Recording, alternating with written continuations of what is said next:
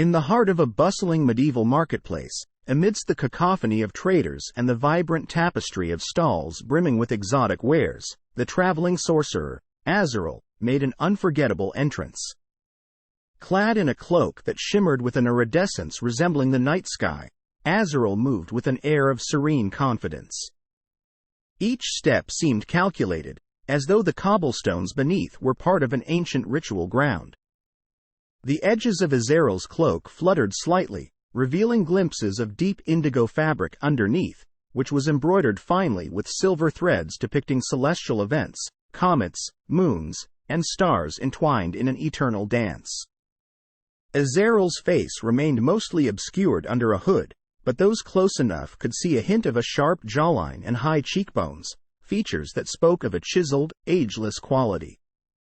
A pair of piercing, pale blue eyes glanced discreetly from beneath the shadow of the hood, scanning the array of goods before them with a discerning gaze. On Azrael's fingers, several rings glinted, each inlaid with stones that pulsed faintly with their own inner light.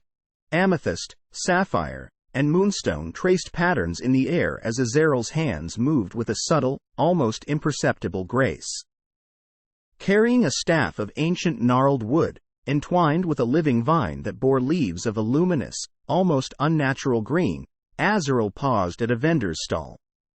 Here, herbs and potions of every kind were laid out in an orderly fashion, their colors a stark contrast to the monochrome hue of Azrael's attire. Azrael examined a vial holding a swirling, mist-like substance that seemed to change colors with the angle of view, from a deep ocean blue to a fiery sunset orange. Suddenly, a commotion stirred at the edge of the marketplace, drawing Azrael's attention. A parade of troubadours and minstrels had begun a performance, their vivid costumes and lively music a call to celebration.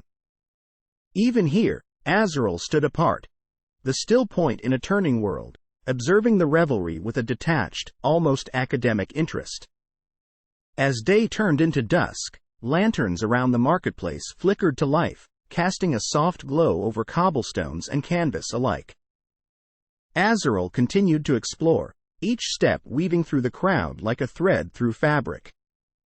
The sorcerer approached a stall draped in velvets of deep crimson and gold where ancient scrolls and dusty tomes were piled haphazardly.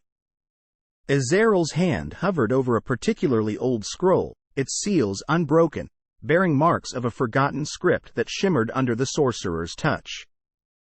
Night fully descended, and the marketplace began to empty, the vendors packing away their goods while the last few tales and songs echoed into silence. Azrael turned away from the stall, the figure moving past the lingering clusters of townsfolk, the cloak blending into the enveloping darkness. The only trace of Azrael's passage was a slight stir in the air, a whisper of leaves from the staff's vine, as if the earth itself responded to the sorcerer's quiet command.